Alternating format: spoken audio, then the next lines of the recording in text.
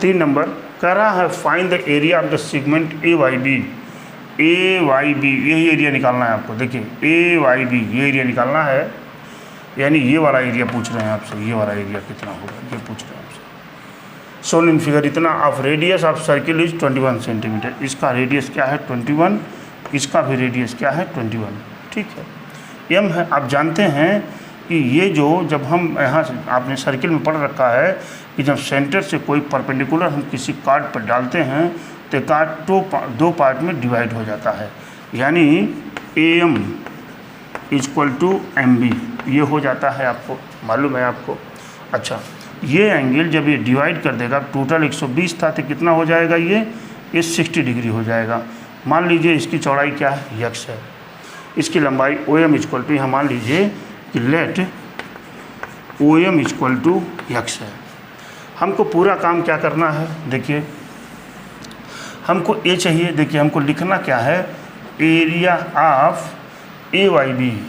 ए Y B हमको चाहिए area of A Y B. इसके लिए क्या लिखेंगे हम, ओ ए वाई बी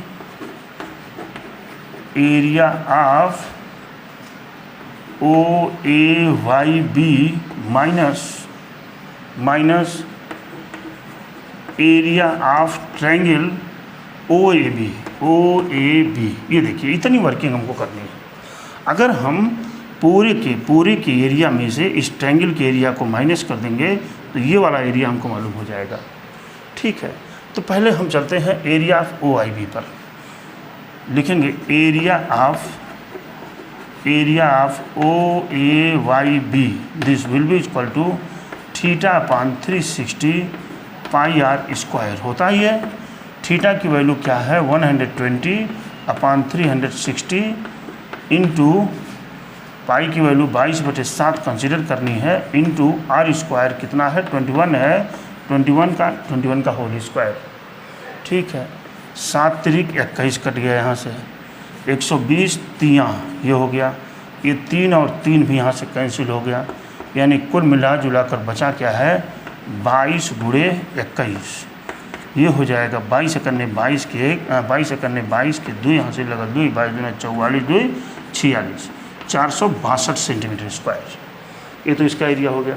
अब हमको चाहिए इस एरिया के लिए हम क्या करेंगे, इस एरिया के लिए हमको पहली बात अगर area of O A B निकालना है तो हमको बेस चाहिए और ये हाइट चाहिए, ताकि 1/2 बेस इंटू हाइट से इसका एरिया निकाल सकें। ठीक है, हमको 21 पता है। अच्छा, अगर मान लीजिए मैं यहाँ से इस वाले साइड को लेता हूँ तब तो ये बेस हो जाएगा और ये क्या हो जाएगा परपेंडिकुलर हो जाएगा। अच्छा, बेस हो जाएगा तो cos 60 का रिलेशन लेते हैं। देखिए यहाँ से मैं लिखूँगा, यहाँ से हम लिखेंगे क्या cos of 60 degree this will be equal to cos degree कितना होता है आधार बटे कर्ण यानी बेस इंटू हाइपोथेनियस यानी ओ एम अपान ओ ए हो जाएगा, ओ एम अपान ओ ए। cos 60 की value 1/2 this will be equal to O M की वैल्यू यक्स आपने मान रखा है, ओ ए की वैल्यू तो 21 है, तो यक्स इक्वल टू मिल गया जाएगा 21/2 सेंटीमीटर। रहने देते हैं इसको। अच्छा, यक्स तो मालूम हो गया।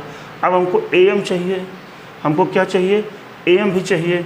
तो ए एम के लिए हम देखिए ये लंब है ना, ये परपेंडिकुलर है, कर्ण है ये, तो साइन का रिलेशन ले लेते हैं। ये देखिए साइन 60 डिग्री इक्वल टू क्या होता है ये ए एम अपान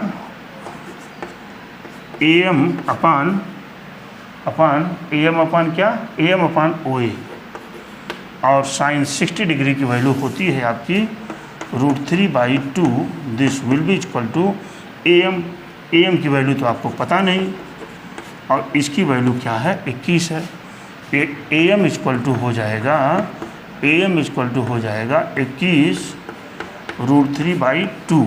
ठीक है, लेकिन हमको पूरा ए बी चाहिए।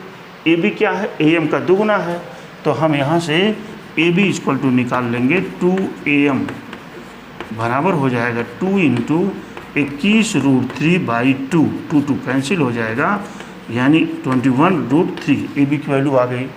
अब जब ये आ गई तो आसानी से हम area of triangle O A B ले लेंगे। यहाँ ले लीजिए एरिया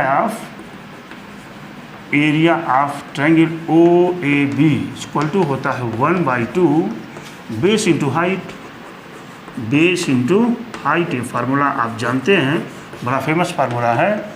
1/2 इंटू बेस तो ए बी था, ये क्या था 21√3 इंटू हाइट क्या था भाई, हाइट अभी मिला है, एक्स हाइट है ना वो हम, तो यहाँ लिख देंगे आप 21/2, ये हो जाएगा 441√3 अपान क्या हुआ 4, ये मिल गया। अच्छा मिल गया इतना। अच्छा अब यहाँ जो हम निकालना चाह रहे थे, यहाँ हम यही लिखते हैं एरिया ऑफ क्या ए वाई बी बराबर क्या था, area of O A Y B.